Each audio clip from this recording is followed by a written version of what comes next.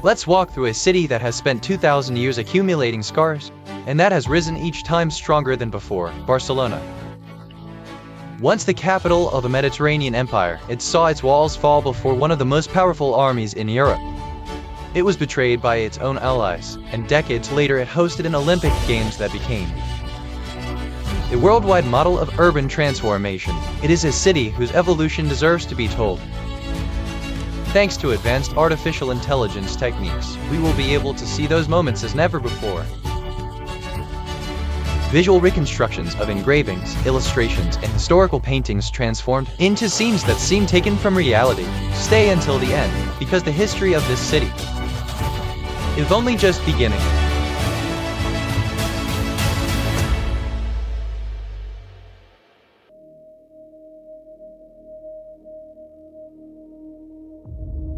Before there was Barcelona, before there were Romans, before there was even a name for this corner of the Mediterranean, people were already living here. The first human remains in this territory date from the late Neolithic, around 4,000 years ago. People chose this plain between the sea and the mountains, between the Bessos and Llobregat rivers, to build their first communities. Over time, this territory was inhabited by an Iberian people called the Laetani. They were neither a great empire nor a brilliant civilization that left us great monuments. But they were the people of this land. They farmed, traded, and lived. Until one day, the Romans arrived, taking over their roads and their way of life. In the 1st century BC, the Romans founded a colony on this coastal plain and called it Barcino. Probably during the reign of Emperor Augustus, although some placed the first Roman settlements a little earlier. Around 15 BC, Barcino was not large. Compared with Tarraco, the great Roman capital of the province, it was almost a village. Its area was no more than 10 hectares, surrounded by a wall with about 4 main gates. Inside was the classic Roman layout, a Cardo and a Decumanus, 2 main streets crossing in the center, where the Forum stood, and at one end of the Forum, a temple dedicated to Emperor Augustus. 4 columns of which can still be seen today, intact beneath the Gothic quarter. If you've ever visited Barcelona, you may have walked right above them without knowing it. Barcino grew slowly during its first centuries. It produced wine, olive oil, and garum, the fermented fish sauce the Romans used for almost everything. It had a port, a market, baths, and public buildings. It was not rich in metals or major natural resources, but it was well located, and its citizens lived relatively comfortable lives. From the 3rd century onward, something changed across the empire. Christianity began to spread. There are accounts of martyrs from this period, and of Christian communities meeting in secret, before the faith was first tolerated and later made official. Over time, Barcino would have its own bishop, and religious power would become one of the city's pillars for centuries. But the Roman Empire did not last forever. In the 5th century, Germanic peoples began dismantling it piece by piece. In 415, the Visigoths entered the city, not as invaders destroying everything in their path, but as the new rulers inheriting a city that still functioned. The Visigoths made Barcelona one of their important cities. Not the capital of the kingdom, which would be Toledo, but an important administrative and religious center of Visigothic Hispania. Church councils were held here, and nobles and bishops lived here.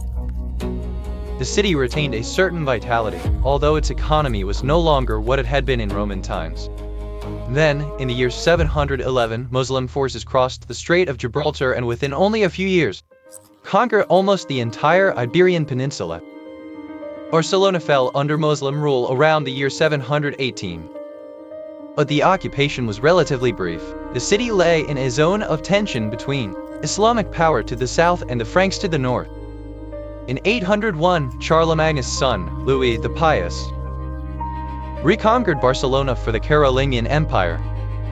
From that moment on, Barcelona entered the Frankish sphere. The Carolingians made it the capital of one of their frontier counties, the so-called Catalan counties, a defensive shield between the Frankish world and Muslim territory. And the city began a new phase, small, but with a future no one could yet imagine.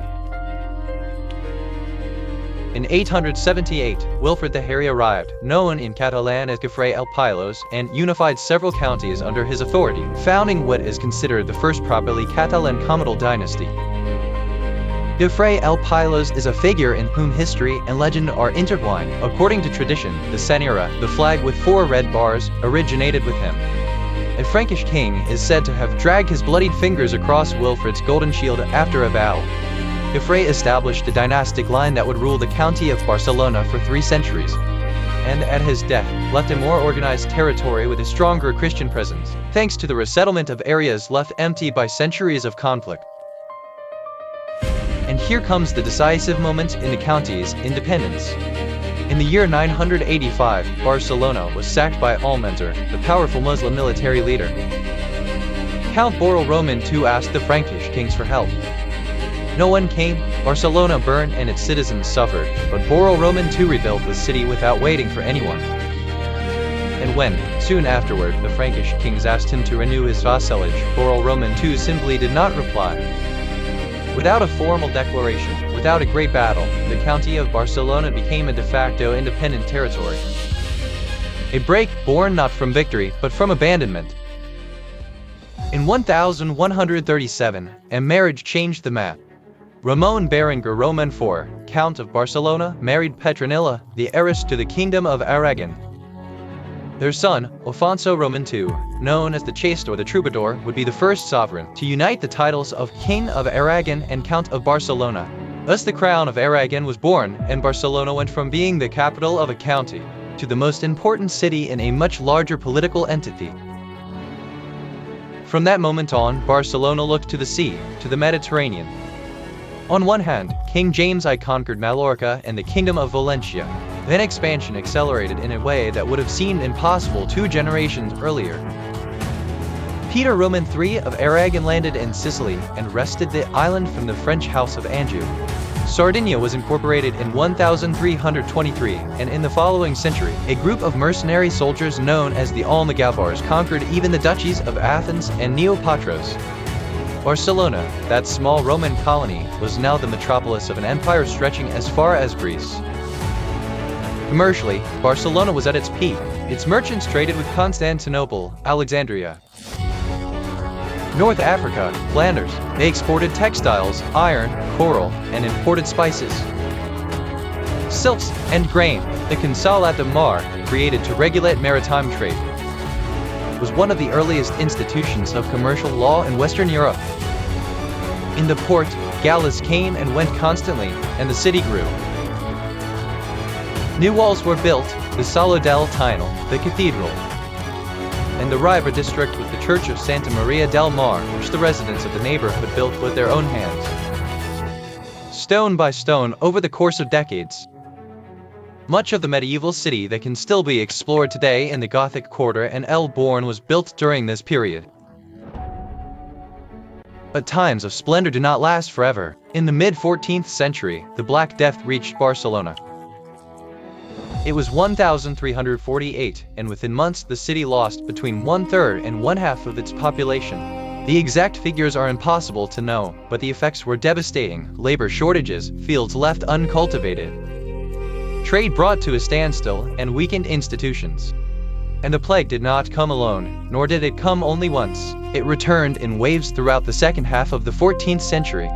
As Barcelona weakened, Valencia grew, replacing it as the crown's main commercial port. Barcelona lost economic and political weight within its own realm. In 1469, Isabella of Castile and Ferdinand of Aragon married. The Spanish monarchy was born, and the center of gravity of this new state would no longer be Barcelona, but Castile, with its interests focused on the Atlantic, toward the New World in America. But the weight of the Spanish monarchy fell on all its kingdoms alike, until, in 1640, tensions erupted. It was the so-called War of the Reapers, the Guerra dels Segadores. Peasants, fed up with billeting soldiers who did not pay and who abused the local population, rose up. They killed the viceroy during the Corpus de Sang, on June 7, 1640. The Generalitat of Catalonia sought support from France and proclaimed a Catalan republic under French protection. But France was not a generous ally. It kept Roussillon, the territory north of the Pyrenees, which would be permanently incorporated into France by the Treaty of the Pyrenees in 1659. The war ended in 1652 with the return to power of the kings of the Spanish monarchy, but the seams of the system had already split. There are dates a city carries engraved in its soul. For Barcelona, one of them is September 11, 1714. It all began with the death of King Charles Roman II of Spain in 1700. Without an heir, there were two candidates for the throne: Philip of Anjou, grandson of the King of France, and Archduke Charles of Austria. Europe split into two camps and the War of the Spanish Succession broke out. It was not only a war between great powers. Within Spain, it became a civil war. Catalonia supported Archduke Charles. It did so because Charles promised to respect its historic laws and institutions. Philip, by contrast, represented Bourbon absolutism, which had already shown in France that it did not tolerate local exceptions. The Catalan choice had its logic, but the European war changed direction. In 1711, Archduke Charles inherited the throne of the Holy Roman Empire. Suddenly, his allies, England and the Netherlands, no longer wanted him to win in Spain, because that would give too much power to a single family. In 1713, the Treaty of Utrecht was signed, and Catalonia's allies abandoned it to its fate. Barcelona decided to resist anyway. The Bourbon army surrounded the city with 40,000 soldiers. There were continuous bombardments for weeks. Barcelona's defenders numbered fewer than 6,000, including regular troops, and the militias of the city's guilds, the Corolma. General Antonio de Villarroel knew the situation was impossible. The Canceller en Cap, Rafael Casanova, personally led the counterattack with the Flight of Santa Eulalia in his hand and was wounded. In the early hours of September 11, the Bourbon troops launched the final assault. The resistance was fierce. A contemporary chronicler wrote that every span of ground cost many lives, and that the defenders neither asked for quarter nor gave it. By the afternoon, Barcelona capitulated. The consequences came immediately with the Nouveau Planta decree. Philip V abolished the Catalan institutions, and to ensure that the city would not resist again, a military citadel was built over the Ribera district, the neighborhood Barcelona's own residents had built stone by stone. It forced the demolition of more than 1,000 homes and displaced thousands of families. Despite everything, or perhaps precisely because of the survival instinct of people with no other choice, Barcelona began to recover economically during the 18th century. In 1778, the opening of trade with the Americas changed the rules of the game. The Catalans, who had been excluded from that trade for decades by Castilian restrictions, could finally trade directly with the American colonies. Barcelona's port filled with activity again. Textiles were exported, raw materials were imported, and the textile industry grew. The Catalan bourgeoisie accumulated capital, but the city was literally boxed in. The medieval walls, reinforced by the new Bourbon defenses, prevented any expansion. Barcelona became one of the most densely populated cities in Europe. Buildings grew upward, interior courtyards disappeared, and air and light became luxuries. Sanitary conditions were disastrous, yet under those conditions, the Industrial Revolution that would transform the city in the following century began to take shape. In 1854, the walls were demolished. It was both a symbolic and a practical moment. The city, compressed within stone for more than a century, could finally breathe. In 1859, engineer Ildefons Cerdà presented his expansion plan, the Pla Cerdà, which would create the Eixample, the district of octagonal blocks, chamfered corners, and broad avenues that is now one of the world's great examples of 19th century urban planning. The Eixample was built during the age of industrialization, and Catalan modernisme was born. Antoni Gaudí, Lluís Domènech I Montaner, Josep Puig I Cadafalch created works, many of which would later, without anyone imagining it at the time, become major tourist attractions. There are so many in Barcelona that no one quite knows how many there are. The Palau de la Música Catalana, the Hospital de Sant Pau, Parc Güell, and the most famous of them all, the Sagrada Familia, which Gaudí began in 1882 and whose completion he would never live to see. "My client is in no hurry," he is said to have remarked during his lifetime, referring to God. He worked on it for more than 40 years. At the end of his life, he slept in the workshop at the construction site. In 1926, at the intersection of Grand Via de les Corts Catalans, Bailén, and Girona streets, he was struck by a tram and fatally injured. The church was barely a quarter complete, but the people of Barcelona did not abandon it. Generation after generation, construction continued, with donations, with volunteers, with faith, toward its completion 100 years after his death. Yet beneath that architectural beauty was a city seething with tension. Workers endured endless days without labor rights, without social security, without recognized trade unions. Conditions in working-class neighborhoods were miserable. The gulf between the bourgeoisie of the Eixample and the proletariat of the industrial districts was enormous. And that tension exploded in 1909. From July 26 to August 2, Barcelona rose up. The trigger was the forced conscription of reservists for the war in Morocco, a war that made no sense to ordinary people, but one they could avoid if they had enough money to pay for exemption. Those who did not were sent to fight in Africa. The streets filled with barricades, convents and churches were burned. Demonstrators clashed with the forces of order. The army intervened. The final toll, dozens dead, thousands arrested, and dozens sentenced. The tragic week, which the working class would call the glorious week, resolved nothing. But it confirmed that Barcelona was not merely a showcase of modernism and a prosperous bourgeoisie. It was also a city of deep conflict. The 20th century began with Barcelona still in turmoil. Attacks and clashes between left-wing anarchists and anti-revolutionaries brought terror and death between 1919 and 1923, until General Primo de Rivera staged a coup and established a dictatorship supported by the Catalan upper class. The Commonwealth of Catalonia was dissolved in 1925. But the regime fell in 1930, and on April 14, 1931, the newly established Republican government in Madrid negotiated with the pro-independence leader Francesc Macià, who initially sought full sovereignty, but renegotiated his position to restore the Generalitat of Catalonia as a self-government institution. And so, for the first time since 1714, Catalonia recovered recognized institutions of its own. On July 19, 1936, Barcelona was due to hold a People's Olympiad, an alternative to the Berlin Games under the Nazi regime. But one day earlier, groups of military officers launched the coup that would begin the Civil War.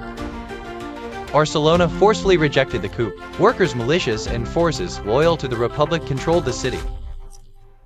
The rebel soldiers were defeated within 2 days. The war was long and cruel. Barcelona experienced it from the Republican side, with all the complexity that implied. Internal tensions among left-wing factions, shortages, fear, and repression from different sides. Francoist bombing of the city was indiscriminate. On January 26, 1939, Franco's troops entered Barcelona. The war in Catalonia was over. 500,000 people crossed the border into France in the largest exodus in modern Spanish history. A second and much longer dictatorship began. Catalan was banned from public life and the Generalitat disappeared. Street names were Castellanized, a language that had survived centuries of pressure, faced its greatest systematic threat under Francoism. But Barcelona remained an industrial city and kept growing in the 1950s and 1960s with the mass arrival of migrants from southern Spain looking for work. It did so without planning, without resources, with neighborhoods built without basic services. The city kept a low profile, yet beneath the surface, Catalan culture did not disappear.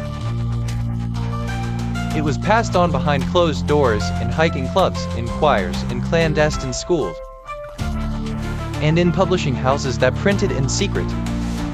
Franco died in 1975, and Spain began a transition toward democracy. In 1979, Catalonia recovered its statute of autonomy, and the Generalitat was restored. That same year, for the first time since 1939, the people of Barcelona democratically elected their mayor. In 1986, the news arrived: Barcelona had won the bid to host the 1992 Olympic Games, an opportunity the city knew it could not waste. What followed was one of the fastest and most profound urban transformations experienced by a European city in the 20th century. New road infrastructure was built, the metro was improved, the airport was renovated. But above all, the city was opened up to the sea, the waterfront, which for decades had been an industrial barrier. Separating the city from the Mediterranean was transformed. The Olympic Village was built on the former industrial area of Icaria. The Olympic port was opened. Urban beaches were reclaimed for public use. Mayor Pasqual Maragall summed up the philosophy of the project in one phrase: Barcelona should stop turning its back on the sea. On July 25, 1992, a new Barcelona presented itself to the world. 9,000 athletes from 169 countries. The opening ceremony was held at the Montjuic Stadium. An archer fired a flaming arrow to light the Olympic cauldron. The Barcelona 92 games are considered among the best in history. But beyond sport, what changed was the city's image and the confidence of its inhabitants. Barcelona stopped being simply another city in Spain and became a global reference point for design, culture, and quality of life. Since 1992, Barcelona has not stood still, for better or worse. Tourism grew exponentially. The city became one of the most visited destinations in the world.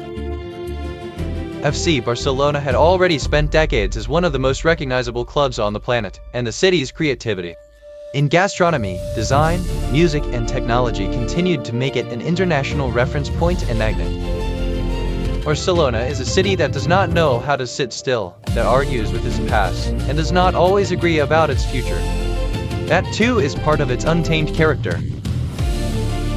2,000 years of history: Iberians, Romans, Visigoths, medieval counts, Aragonese kings, urbans, anarchists, modernisme, urban transformations, Olympic Games. A city that has changed hands many times and yet has always found a way to remain itself. And that, dear friends, is no small thing. If you enjoyed the history of Barcelona, there are many more stories to tell. If you know someone who might enjoy this video, share it. Thanks for watching until the end, and subscribe to the channel so you don't miss our next episode.